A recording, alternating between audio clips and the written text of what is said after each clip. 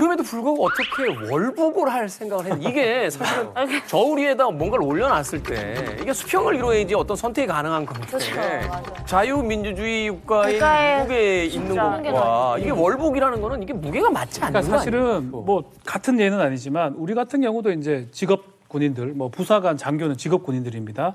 만약에 재판에 걸려가지고 이 재판 결과에 따라서 나의 어떤 군인 직업이 상실된다.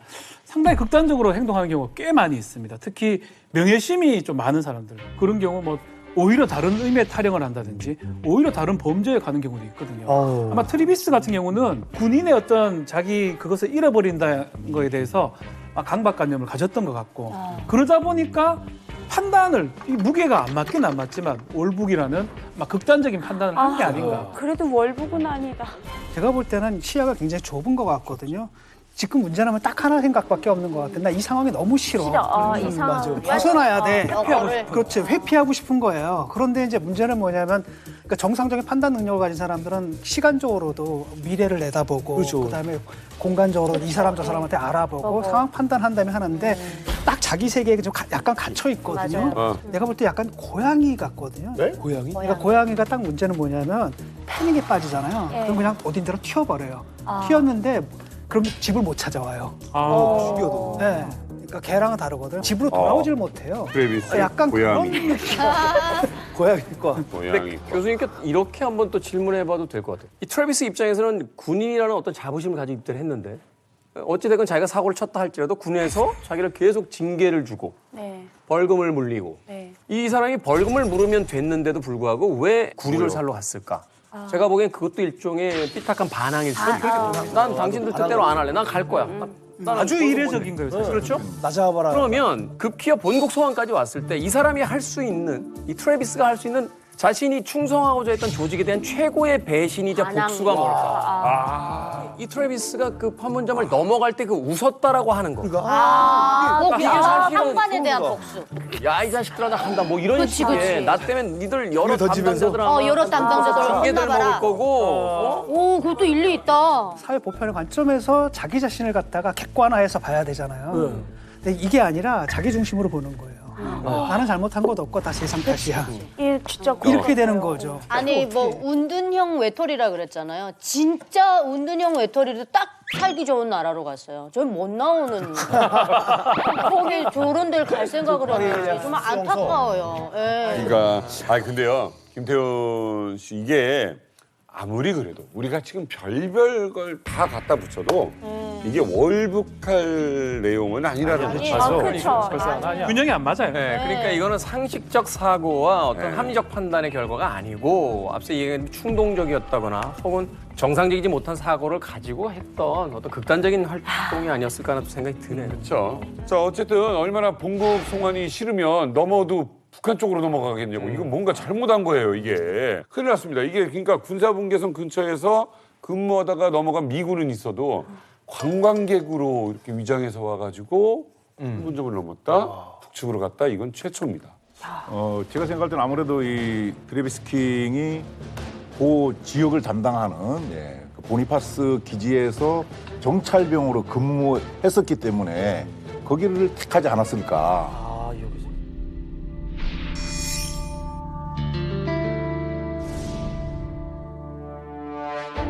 노무자들의 작업을 경비하던 유엔군 경비병들을 북한군의 경비병 약 30명이 계획적으로 기습해와서 악랄한 살인 만행을 저질렀습니다. 이 보니파스 기지가 잘 아시는 것처럼 JSA 그거를 경비하는 부대가 판문점하고 붙어 있거든요. 판문점 가시다 보면은 보니파스 기지라 그래서 거리를 들어가서 판문점으로 들어가는 거거든요. 그러다 보니까 거기 근무하는 한국군이나 뭐 기타 동료들로부터 그 안의 상황에 대해서 충분히 들었을 것이다. 가봤던 경험이 있을 수도 있어요. 뭐 왔다 갔다. 그렇죠. 예. 우리가 지금 판문점 사진을 다시 한번 소환해 보면 북한군은 경계병이 2명이 서로 마주 서 있어요. 자체 방어의 개념도 있거든요. 한국군은 전방을 오로지 북한만 전방을 그렇지. 보고. 정말 작대기처럼 서서 오로지 북한만 바라보고 있어요. 여기서 양측의 어떤 입장이 나오는군요. 그러니까 북한은 상대편이 도발하는 것도 막아야 되지만 우리 쪽에서 넘어가는 것도 막아야 되니까 그러니까 마주보고 있는 거야. 근데 상호감시. 네, 한국과 미군 입장에서는 우리 쪽에서 넘어가는 사람은 없으니까 저쪽만 쳐다보고 있는 거지.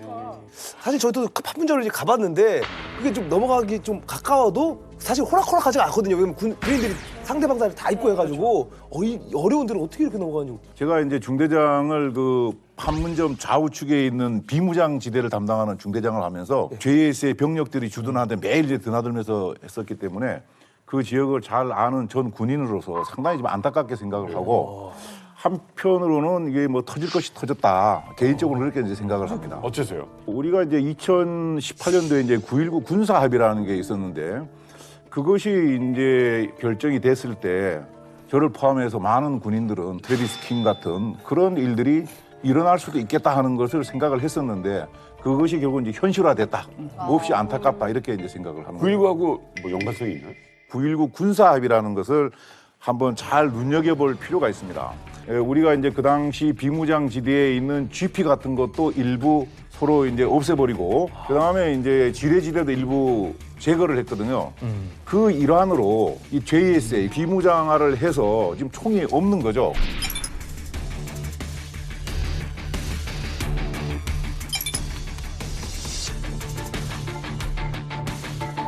그러다 보니까 트래비스도 그걸 충분히 인지를 했을 수가 있고 있지, 알지. 그다음에 이제 웃으면서 아까 이렇게 갔다 그랬는데 그때 옛날 같으면 아마 총 뽑아서 바로 이제 사격을 했을 텐데 총이 없으니까 그 뉴스에 나온 것처럼 쏴라가 아니고 잡아 이제 이렇게 된 것이죠. 예, 그래서 9.19 군사 합의의 어떤 산물이 이번에 문제점으로 드러난 것이 아닌가 뭐 개인적으로 그렇게 생각합니다. 저는 저기서 만약에 총을 쐈으면 저쪽에서 대응 사격을 그래서 전쟁이 일어날 수 있지. 그런 차원의 문제고 그다음에 또 하나는 뭐냐면 외국인들이잖아요. 우리가 저걸 막는 법적 근거가 국보법이거든요. 잠입 탈출인데 외국에는 국보법이 없어요. 그러니까 저 사람들이 넘어갔을 경우 처벌을 받는 것은 혹시 북한에서 불법 입국 그걸로 처벌하지 우리가 사실 처벌할 권한은 없는데 그 사람을 권총으로 사살한다? 이것은 사실 상상하기 힘든 가능성이죠. 앞에 이 거리 20m인데 아까 그 15cm의 조그마한 경계석 하나 있단 말이에요. 네. 달리기 시작했어요. 제가 총을 뽑아 쏩니다. 20m 정도면 반응 속도가 얼마나 나오는지 정확하게 모르겠습니다만 자 총에 맞았단 말이에요. 이 사람이 경계석 바로 직전에 맞았는지 넘어가는 좀 빠르든 두 발이든 넘어갔는데 왜냐면 관성적이기 때문에 그 순간적으로 넘는 과정에서 멈추진 못해요. 쏘기 시작하면 연사가 들어가니까 순간적으로 그 경계석을 넘어갔는데 맞추게 되면 남의 영토에다 사격을 한 게 되는 거잖아요. 요거는 그거예요. 총알이 발사된 순간을 기점으로 따집니다. 그러니까 이 넘어가는 사람이 군사 분계선을 넘어가기 전에 총알이 발사됐다면 그거는 확정의 사유가 되지 않아요. 물론 그 현장에서 타다당 뭐 할 수는 있었지만 다만 이 사람이 완전히 넘어갔을 때 총알이 발사됐다면 그것은 이제 북한을 향해서 쏘는 걸로 나중에 책임 소재가 올 수도 있죠. 아니 근데 그런 건 있어요. 총을 갖고 있다고 해서 바로 사살하는 건 아니에요. 경찰들이 총기를 사용할 때 경고 사격을 그렇죠, 예. 하거든요. 그러면 절차가 다 사람이라는 있는 게 거죠. 그 하늘에다 대고 경고 사격을 하면 뛰다가도 멈추게 돼 있어요. 그러면 그 시간 동안 시간을 벌어주는 거기 때문에 총기를 찬다고 바로 사살한다라고까지는 사실은 볼 수는 없는 작정하고 거죠. 넘어갔다는 사람한테는 기관총을 들고 있어도 넘어가요. 맞아요. 정말 원론적인 질문을 한번 드리고 싶은데 그 JSA 같은 경우에는 원칙적으로 봤을 때는 유엔사 관할이지 않습니까? 그렇죠. 최종 관할 거기에. 그래서 어쨌든 발포 명령이든 뭐든 간에 이제 일단 우리가 쏘기 전엔 뭐 절차상 봤을 때는 유엔사의 허락을 받아야 되는 거로 알고 있는데 우리 군이 단독적으로 쏠 수가 있는 건가요? 요거는 이제 아주 급박한 사정이잖아요. 만약에 파기가 있었다면 아마 쐈을 겁니다. 제가 봤을 때는. 그런 이제 썬킴님처럼 그거를 미군이 한다 그러면 미군이 옆에 붙어 있는 게 아닙니까? 유엔 사령관이. 예. 그 현장에 있는 고성균 소위가 대대장한테 보고해서 쏠까요 말까 하다 보면 그 사람이 이렇게 넘어가고 가버리니까 현장 지휘관한테 이제. 근데 거꾸로 되는 상황도 벌어질 수 있지 않습니까? 상대편에서 뛰어온단 말이에요. 이게 월남인지 월북인지 어떻게 알아요? 사실은 그렇지 모르죠. 저쪽에서 말하자면 어떤 테러범처럼 폭탄을 몸에다 두른 채 달려온단 말이에요. 그럼 오히려 응사를 이쪽에서 해야 되는 거 아닙니까? 못 넘어오게? 이게 문제인 거죠. 참고로 그 얘기를 할게요. 베를린에서 동베를린과 서베를린인데 수많은 사람들이 베를린 장벽, 그 옛날에 장벽 세워지기 전에 철조망이 있었거든요. 그거 넘다가 동독군 경비병에 의해서 그 총에 맞아가지고 많은 사람들이 죽었어요. 근데 그 사람들은 명령 따른 거거든요. 근데 문제는 뭐냐면 통일 이후에 그 쐈던 사람들 처벌받았습니다. 반인권적 행위로. 아니 근데 이게 비무장을 하고 있었다. 이게 탈북하는데 뭐 좀 더 용기를 심어주거나 영향을 끼친 게 있느냐. 그러니까 일반인들은 사실은 총은 안 쏘고. 우린 저기 총 못 있으면 겁나죠. 그렇죠, 예. 사실 그런 것도 있는데 얘는 또 군인이거든요. 이 친구는 군인이기 때문에 총기가 있어야 하더라도 감행을 했을 가능성이 높아 보이고 그런 어떤 위험을 인식하지는 못했을 것 같아요. 변호사님 제가 이제 궁금한 게 제가 뭐 법률 전문가가 아니네. 아까 우리 진 교수님 말씀하셨던 것처럼 나는 지금 대한민국 군인으로서 경계 근무를 임무를 갖고 거기 서 있는 네. 거예요. 근데 내 앞에 지금 사람이 지나가면 안 되는 곳으로 엄밀하게 가는 거예요. 말하면요. 엄밀하게 말하면 우리가 속지주의거든요. 네. 엄밀하게 말하면 우리나라에서 일어나는 모든 범죄, 외국인이 저지르는 범죄도 사실은 우리나라 관할에 있습니다. 그러니까 엄밀하게 말하면 막아야 돼요. 근데 쏴야지, 엄밀하게 그걸. 말하면 네. 그러니까 장군님 이제 말씀 엄밀하게 말하면 근데 엄밀하게 말하는 거고 실제로 그걸 할 수 있는 건 또 다른 문제. 글쎄, 그래서 우리가 소병이 당연히 그렇게 해야 되는 거고. 근데 이런 건 생각해 볼 수 있겠죠. 우리는 지구상의 유일한 남북 대치 국가잖아요. 그러니까 우리나라를 제외한 다른 나라에서는 말하자면 외국 관광객이 와서 거기를 자기 자유사를 가지고 뛰어넘어가겠다는데 그거를 우리가 사살하는 거에 대해서 과연 그 인권적인 개념이라든지 그들의 사고 방식으로 그걸 이해할 수 있겠느냐. 저는 그 반대하는 게 들어가기 전에 분명히 서약서를 쓰고 들어갈 거예요. 그래서 일단 대한민국 군인이 그 자리에서 임무받은 것은 누가 글로 가면 쏘도록 임무를 받기 때문에 당연히 그렇게 해야 된다고 제가 이제 말씀드립니다. 근데 거기에서 매뉴얼이. 제가 그 JSA 대대장인데 야 외국인이 넘어가면 쏘지 마. 그거 안 하죠 그거. 네. 근데 어쨌든 간에 근데 총은 지금 없다는 생각을 거죠. 해보세요. 없어요, 예. 외국인이 넘어가면 쏴라. 저는 이렇게 교육해서는 안 된다고 예. 보거든요. 왜냐하면 그 사람 돌려받을 수 있는 다른 길들도 있고 여기 들어오는 사람도 여권이고 뭐고 다 해가지고 신원이 확실한 사람을 뽑았는데 네. 이 사람들도 외국인인데 그걸 갖다가 장병들한테 쏴라 그래서 정말로 쏘면 어떡합니까? 그렇게 군인은 해야 된다니까요. 아니요, 저는 그렇게 아니죠 군인은 그렇게 한다니까 지금. 아니 신원이 확실한 사람들인데 거기 40명의 관광객이 있었거든요. 거기서 교전이 벌어졌다고 생각해 보세요. 근데 이런 것 같아요. 그 두 분이 하시는 말씀이 다 일리가 있어요. 그러니까 원칙을 따지자면 사실은 고성균 장군님 말씀이 원칙적으로는 맞습니다. 그런데 우리가 총을 차고 JSA에서 근무하던 시절에도 사실은 이런 사례가 없었어요. 그렇기 때문에 다만 적은 없어요. 북한에서 오청성이 넘어올 때는 북한군 애들이 거기서 사격. 거기서 추격하는 사격했잖아요. 오청성을 향해 엄청나게 쏘았던 적은 있었죠. 하지만 그렇다고 하더라도 남북 사이에 JSA에서 교전이 있었던 상황은 아니었거든요. 그거 자체가 바로 남북의 어떤 체제의 우월성을 보여주는 것 같아요. 그들은 그렇게까지 해서라도 못 넘어가는 상황이 맞아. 되잖아. 예. 우린 그렇게까지 할 필요가 있겠느냐. 근데 분명히 그런 건 있어요. 그러니까 총기를 안 차면 남북 간 JSA에서 우발적인 총기 사고가 날 가능성은 없어요. 안전해져요. 다만 이제 이런 류의 약간 느슨해진 경계로 인한 사고는 생길 수 있는 거죠. 그러니까 이건 택일의 문제예요. 그러니까 지금 다 들어보면 이게 계속 첫 번째 얘기는 이 트래비스가 북한에 잘 몰라서 넘어갔을 것이다. 우리가 그런 얘기 자꾸 아니, 시작을 했는데 보도도 많이 그렇게 됐었어요. 저는 전혀 그렇지 않다고 보거든요. 오히려 이 지금 보니파스에서 경비병을 썼었어요. 네. 그 상황을 100% 알고 있을 겁니다. 교육도 받고요. 네. 그렇다면 총기가 없다는 거 당연히 알고 있고. 다 알고 있고. 다 얘기를 했을 거예요. 그러니까 우리는 하나는 확실한 거는 모르고 넘어갔다고 얘기하는 거는 아, 절대 안 된다. 알고 그런데 여기서는 당황하지만 저쪽 북한군 입장에서도 너무 당황스럽잖아요. 완전 다 완전 이건 갑자기 자기들한테 뭐 테러하러 온 것도 아니고 이게 입장이 아주 곤란했을 겁니다. 저는 되게 당황했을 거예요. 아마 상상도 못한 여기서 그게 민간인이 뛰어 들어올 거라고는 한 번도 상상할 수 없는 일이 일어났지 않았을까. 그러니까 본인들도 저녁에 퇴근하고서는 도대체 왜 넘어왔어? 당연히 그래서 뭐 이미지 이런 거 한 번도 이미지를 상상해보지 못한 일이 일어나니까 아마 넘어왔을 때 저는 잘 모르긴 몰라도 제일 당황했던 사람들이 그 앞에 경비병이 왜 왔니? 너 왜 왔니? 했을 가능성이. 사실은 이제 매뉴얼이라는 게 있어야 되잖아요. 이런 상황이 벌어졌을 때 어떻게 해라라는 게 이제 군대 이제 그 필드 매뉴얼이 있는 건데 그 교육받다가 북한군 병사가 만약에 미국 사람이 넘어오면 어떡합니까? 라고 하면 이제 교관이 그런 일은 없어. 졌을 거야. 야, 네가 들어오 갔니? 네가 들어오 갔니? 이게 도대체 있겠느냐는 거야. 근데 북한에 그 판문점 대표부 경비대들 중에 적공조 애들이 5명이 들어가 있어요. 그러니까 같은 임무를 수행하는 것 같아서 얘는 저희 한국과 미국군의 귀순을 유도하는 공작을 하는 애들이에요. 이런 평상시 교육을 받고 있기 때문에 뛰어온다는 거 그렇게 막 깜짝 놀란 것 같지는 않고 뻔히 받아라. 그리고 이 사건을 북한 주민들이나 군인들이 알면 북한 당국은 엄청 피곤해질 거예요. 그래서 버더 통제를 했고요. 북한에서도 북한 주민들에게 안 알려주는 거는 그건 뭐 철저한 거고요. 왜냐하면 오총성에도 넘어올 때 넘어와. 또 뭐 한국에서 미군 병사가 또 북한으로 가면 갈 수 있어. 그러니까 생각하기는 판문점이 저렇게 신성 불가침이라더니 왔다 갔다 얼마든지 할 수 있어. 나처럼 바다로 안 오고 그럼 글로 가자. 이런 생각했거든요. 그렇기 때문에 그걸 절대로 안 알려주는 거죠. 아니 허무하지 않아요? 그 몇 시간 동안 바다에 떠다니다가 오고. 나도 그럴 바에는 차라리 판문점에 가지고 걸어갔어요. 에이 무슨 뛰어올 걸. 대단하다. 그런데 이제 아까 우리 이제 김성민 대표님 말씀하셨듯이 그 적공조가 있듯이 우리도 이제 그 GP나 GOP 판문점도 마찬가지고 그런 이제 교육을 시켜 놓습니다. 누가 귀순한다든지 어떻게 하면은 어떤 절차에서 어떻게 한다는 것이.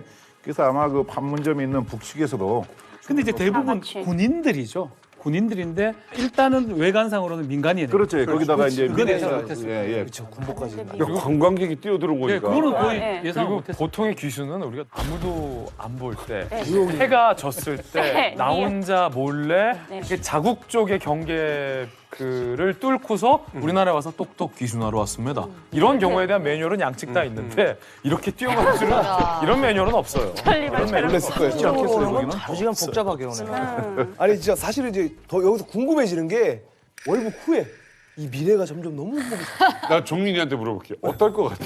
어떨 것 같아? 그러니까 이거 후회하는데 걸리는 시간. 일단 가서 조사부터 받을 거 아니에요. 그럼요. 그때부터 후회가 확 밀려올 것 같아요. 사실은 이제 전문가들이 이제 트래비스가 어떻게 될 것이냐 이 동향을 두고서 여러 가지 분석들을 하고 있는데 굉장히 희귀한 경우이기 때문에 정확한 예측이 불가능하잖아요. 그러다 보니까 미국이 또 법률적으로 판례법의 나라라서 그런지 몰라도 전임자들이 어떻게 됐는가를 두고서 이제 트래비스의 미래를 예측하는 경우가 굉장히 많다고 하는. 맞습니다. 그 트래비스가 뭐 일단 현역 미군 병사지 않습니까? 그러니까 월북을 한 첫 번째 케이스는 아니에요. 그 1962년부터 꾸준하게 넘어갔습니다. 그런데 북한으로 넘어간 미군 병사들의 공통점이 하나 있어요. 뭐예요? 물론 국적은 미국인이죠. 또 다른 공통점이 뭐가 있어요? 병사랑. 병사, 그치. 정답이야. 날카롭네요. 장교가 아니라 병사. 일반 사병이라 또 있어요. 그 전에 남한에 있었다는 거. 정답 프레이드. 저기 둘이 만담 시작하셨어요? 두 분이서? 또 있어, 또.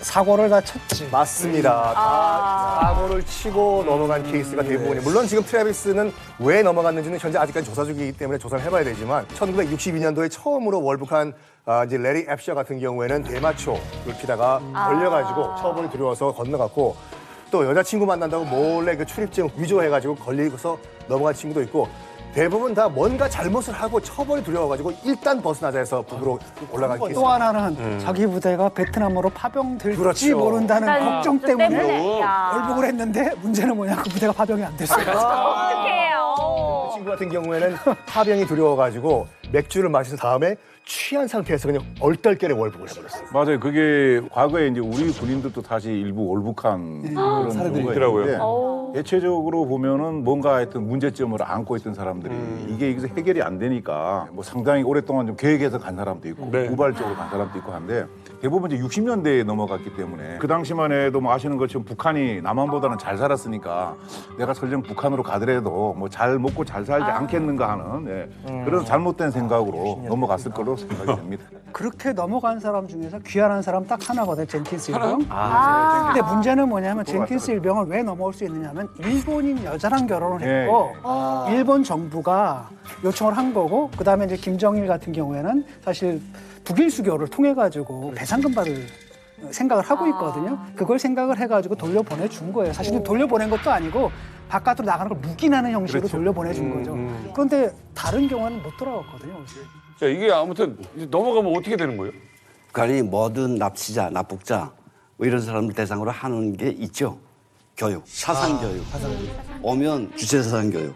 인간이 주인이다. 수령이 위대하다.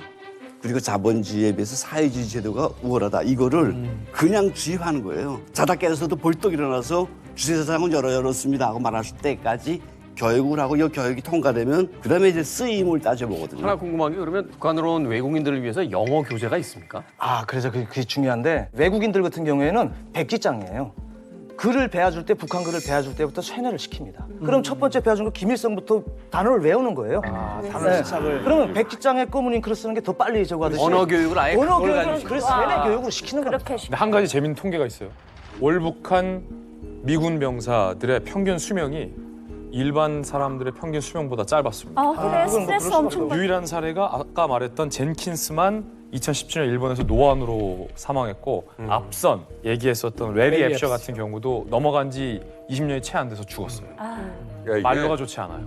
아니 이렇게 만약에 외국이 넘어왔어. 그러면 평양 사람들도 알 거 아니에요? 나중에 이렇게 넘어온 사람들 활동하고 하는 거. 체제 홍보용으로 사용하고 했을 텐데. 아, 맞다. 어릴 때 이름 없는 영웅들 언니. 그 나온 사람들 있긴 있어요. 근데 그거를 우리들한테는 월북했다고 그건 알려주지 얘기는 않았고, 안 해요. 예. 네, 정말 진정한 민주주의를 찾아서 왔다. 찾아서 자진해서 근데 이게 역할을 제가 한번 살펴보니까 네. 미국 놈들을 연기해요. 미국을 연기를 하기도 하고 러시아군 연기도 하고 막 맞는 연기 뭐 다 해요. 별거 다 예, 해요. 다 해요. 그래요? 네. 자, 어찌됐건 이렇게 그 북으로 넘어간 월북 미군들 어떻게 쓰였을까요? 대학에서 대부분 영어를 가르친다거나 혹은 김정일 시대의 그 체제 우위를 선전하기 위한 어떤 영화에 정말 볼품없는 캐릭터들, 외국인 캐릭터들을 연기하는 그런 방식으로 활용이 됐다고 합니다.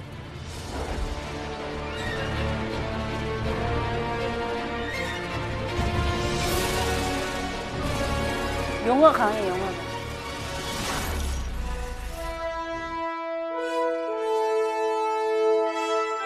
야, 오랜만에 본다, 천리만. 이 장면에 이 음악은 아니지 않습니까?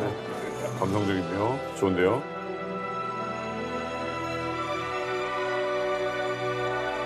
아, 어쩐지.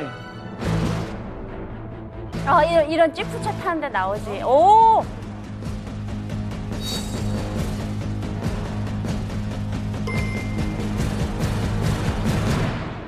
저 좋네. 야. 미군들. 그러나가 아니에요. 오! 당신은 그가 공산군에게 납치되지 않았다는 것을 무엇으로 증명하겠어요?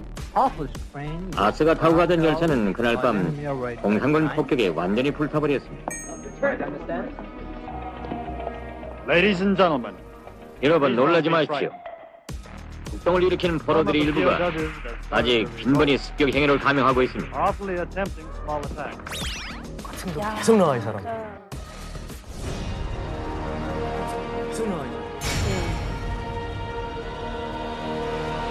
제 이름은 테드 드레즈나크이고 드레즈나크. 조선 이름은 홍순철입니다. 아, 홍순철. 홍철 외자. 아. 북미어든. 이 사람들 미국 사람이에요? 아, 이세들이죠.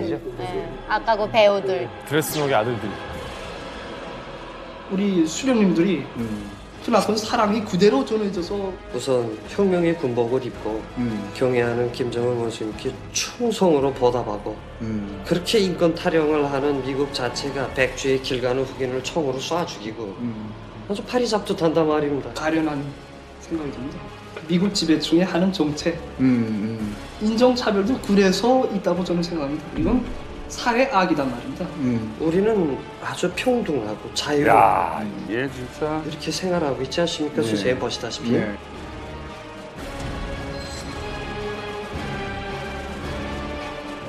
어머나, 어떡하냐. 아 이거 진짜 보면 참 묘해요. 홍철, 홍순철 형제 한국말도 잘하고 참 이게 안타깝네요. 대표적인 사례가 드레스녹 아니에요. 월북해서 그 이후에 어떻게 살았는지 근황의 아이콘이 드레스녹인데 방금 영상에서 보셨던 이 조선말을 유창하게 잘하는 사람이 다 드레스녹의 아들들이에요. 사실은 드레스녹의 아들들은 혈통이 이제 미국 혈통이라 미국인처럼 생겼지만 나서 자란 곳이 북한이기 때문에 북한말을 잘할 수밖에 없는 거죠. 그런데 김정일 입장에서는 이렇게 넘어온 미군 병사를 체제선정용 영화에 미군 역으로 출연시켜서 굉장히 김정일을 흡족했다고 해요. 야, 드디어 우리 북조선 영화의 완성도가 높아지는구만. 리얼하다, 야! 그래서 굉장히 좋아했다고 해요. 이 드레스녹이 그 이제 영화로 나왔잖아요. 그 전까지는 북한 모든 영화에 북한 사람이 미국 사람 역할을 했어요. 얼마나 어색했겠어요. 네, 노란 머리하고. 심지어 코도 만들어서 심지어 코도 만들어서 코 만들어 보셨어요, 진짜? 그러니까 붙여, 이렇게? 네. 그렇죠. 근데 이게 지금 실제로 외국인이 나와 버리니까 북한 사람들 그냥 완전 환장했지. 리얼리티가 점점 와, 올라가네. 장군님의 용화가 이렇게 우리에게 새로운 걸 보여주는구나를 완전 환장했고 아마 이 시기에 드레스녹 같은 거는 그런 정도로 쓰였을 겁니다. 그럼 드레스녹은 당시에 어떻게 살았냐? 여러 매체에서 자기는 행복하게 살았다고 해요. 그리고 그 아들들도 내가 미국에 있었으면 이 정도의 좋은 대우와 좋은 교육을 못 받았을 텐데 북조선에 살았기 때문에 특별 대우를 받았다라고 굉장히 만족해했다라는 인터뷰들이 많거든요. 인덕 정치로 우리 모두를 품 안아줘서 이렇게 대학에도 보내주시고 크게 대우받았고 또 지금까지도 미국 땅에 태어났더라면 내 자신이 운명 상태가 어떻게 됐겠는가 하는 이것을 나는 많이 생각해보고 합니다. 근데 이게 사실인지 여부는 사실 김성민 대표님 알고 계세요. 사실 김성민 대표님 알고 계세요. 근데 지금 이제 홍철이, 순철이는 저희 같은 동네에 살았어요. 홍철이, 순철이는 저희 같은 동네에 살았어요. 좀 다 후배지만. 근데 이게 사실인지 여부는 사실 김성민 대표님 알고 계세요. 사실 김성민 대표님 알고 계세요. 근데 지금 이제 홍철이, 순철이는 저희 같은 동네에 살았어요. 홍철이, 순철이는 저희 같은 동네에 살았어요. 좀 다 후배지만 평양 중구역 경상동에 살았어요.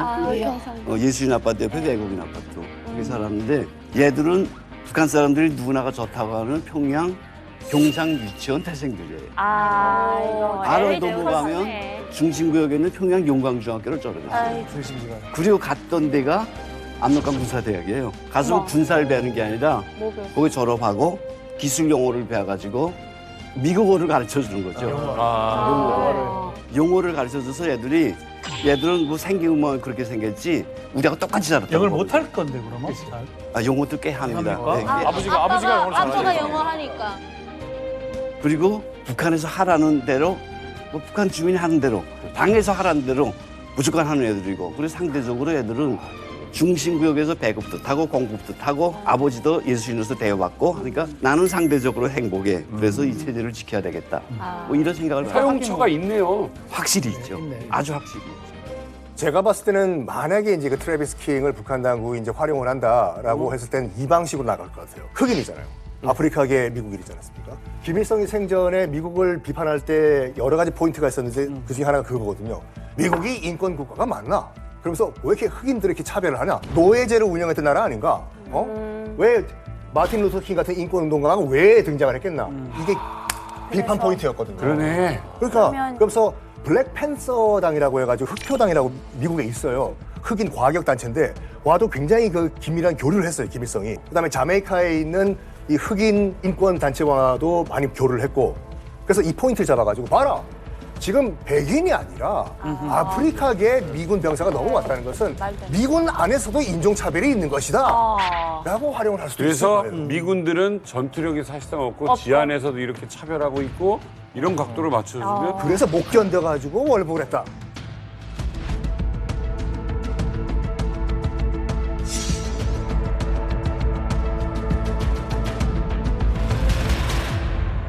그 북한 소식통을 종합해서 취재해 보면 일단 넘어가자마자 단기간 내에 독방에 구금이 돼 있습니다. 그래서 북한군 입장에서도 이 트래비스 킹의 신원이 무엇인지에 대한 나름의 신원 조사 과정을 거친 것으로 보이고 그 과정에서 뭐 대우는 그리 나쁘지 않았을 것이다라는 북한 쪽 소식통 얘기도 있는데 한국에서 미군 부대 내에서 봤던 대우엔 현저히 못 미치죠.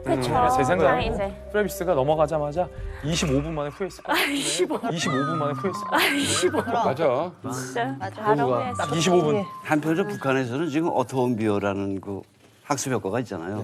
잘못 건드렸다가 정말 까딱하면 꽃도한다 이런 학습 효과가 있기 때문에 함부로는 못할 거예요. 이게 살 빠져도 문제된다는 거 아니거든요. 교육은 교육대로 관리는 관리대로 대접까지도 저쪽에서는 생각하면서 지금 트래비스의 사용처가 나오기 전까지는 어떻게든 최상의 상태로 지금 유지시켜 놔야 되죠. 그대로 놔둬야 되겠죠. 근데 북한은 식 들어온 카드를 최대한 활용하려고 엄청 노력할 거예요. 누구나가 하던 것처럼 들어온 놈들 일단 교육을 줘.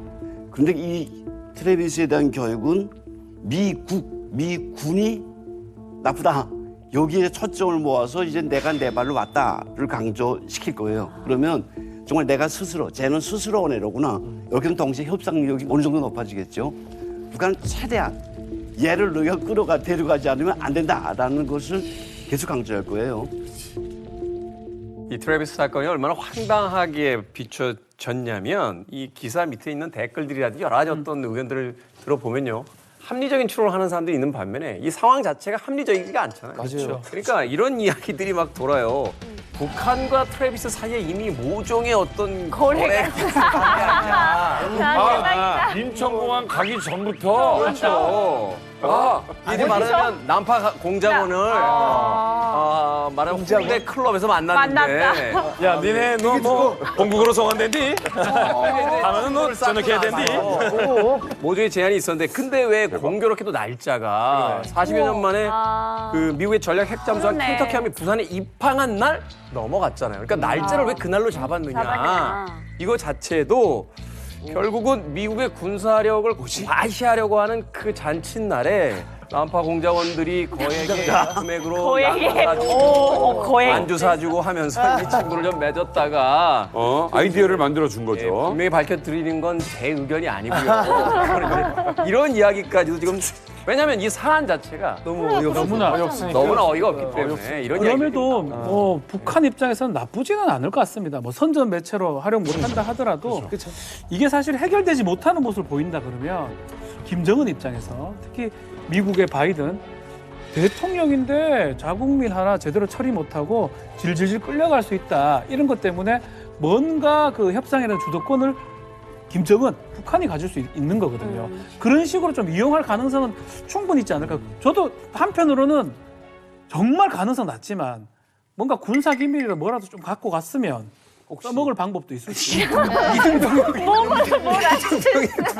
아까도 홍대 물 좋은 클럽이 어딘지 맛집 어디 있고 맛집이 어디고 맛집 위치. 그건 고정관집이 더 잘 알아요. 이게 이제 오래 걸릴 수도 있거든요. 왜냐하면 이제 북한은 굉장히 어떤 면에서 좋은 카드예요. 한편은 골치 아플 겁니다. 이거 어떻게 얘를 돌려보낼 수도 없고.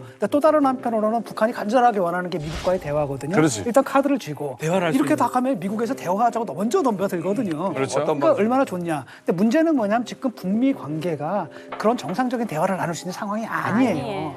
바이든 정권 하에서는 지금 오히려 그 관계가 확 틀어지고 있거든요. 오랫동안 그 대화는 좀 안 될 거라는 겁니다. 그렇다면 얘가 굉장히 오랫동안 억류될 가능성이 커요.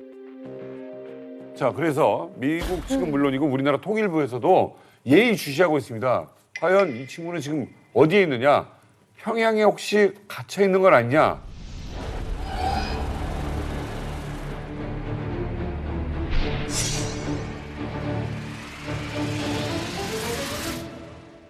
And we believe the soldier is currently in DPRK custody and are working with our North Korean counterparts to resolve this incident. 자, 비선을 통해서 분명히 연결은 할 거라고요.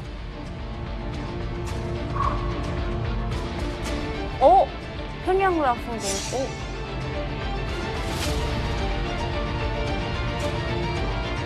이게 굉장히 멀리까지 모든 도로를 다 보고 있는 게 있더라고요.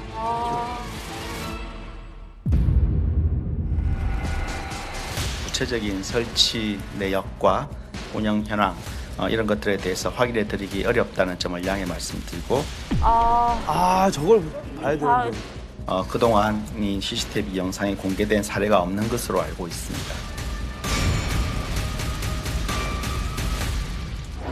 돌아올 수 있을까요? 이게 본인과 또 본인의 가족에게 심각한 문제거든요. 그러니까 여기서 가장 중요한 건 물론 이제 왜 넘어갔느냐 하는 것도 다뤄야 되겠습니다만 돌아올 수 있느냐 그리고 북한에서 과연 보내주겠느냐 이 부분이 아닐까 하는 또 생각을 해보게 되거든요. 맞습니다. 글쎄 제가 봤을 때는 이제 이런 경우에는 자발적으로 간 거거든요.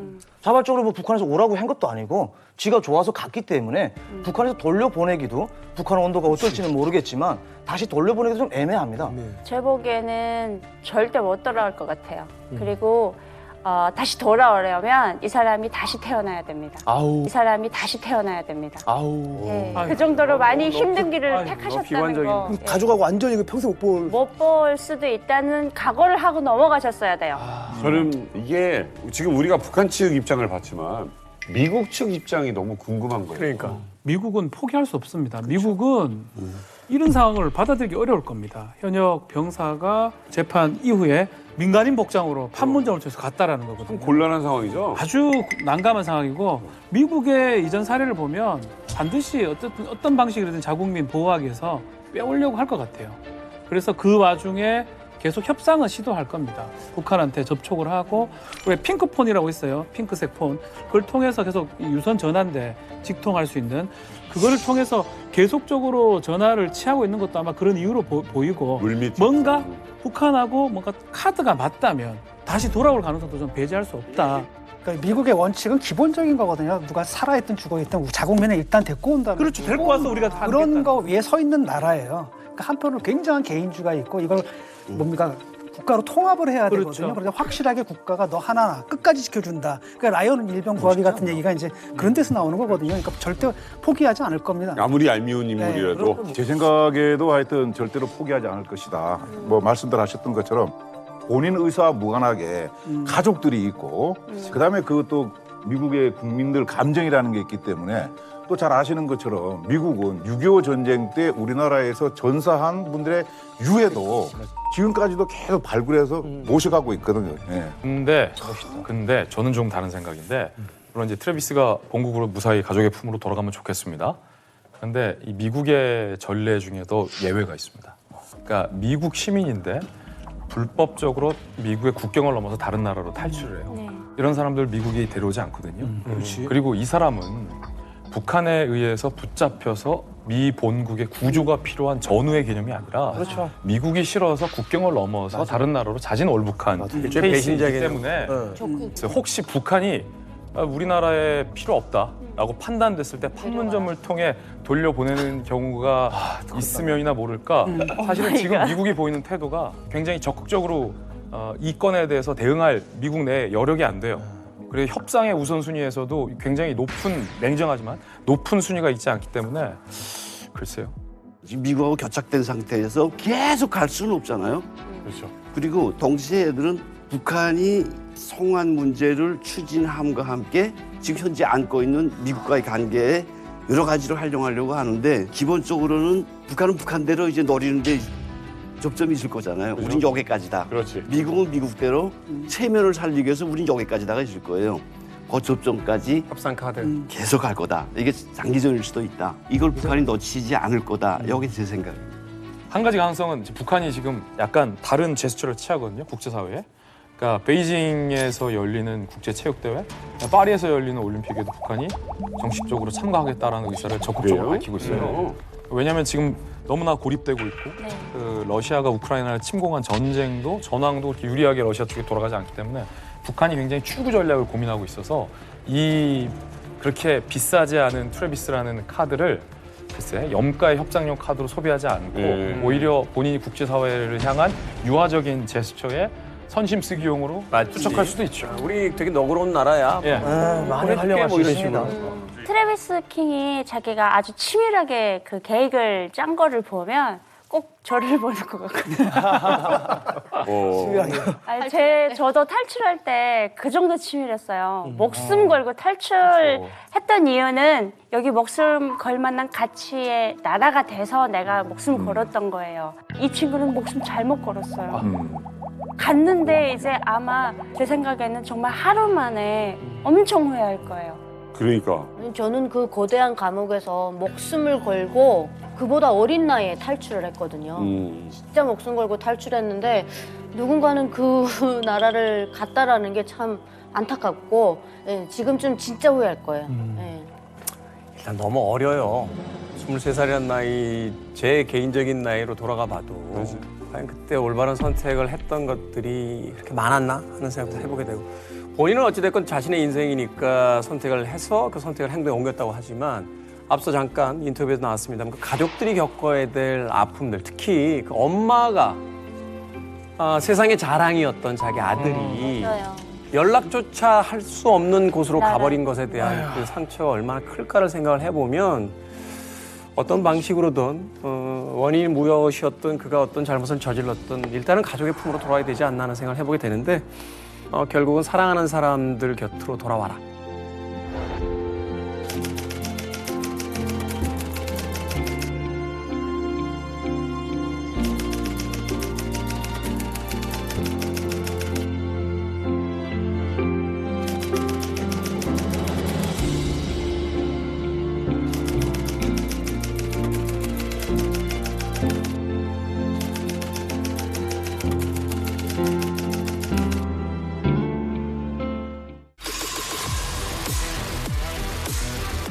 백두용통 일가들만 탈 수 있는 열차를 관에서는 1호 열차라고 부르는데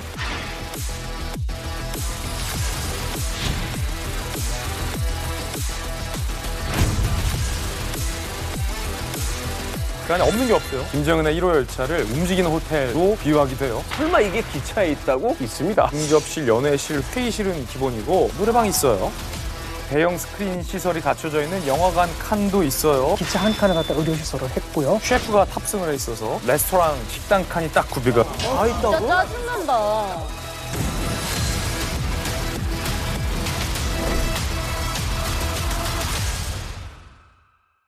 채널 A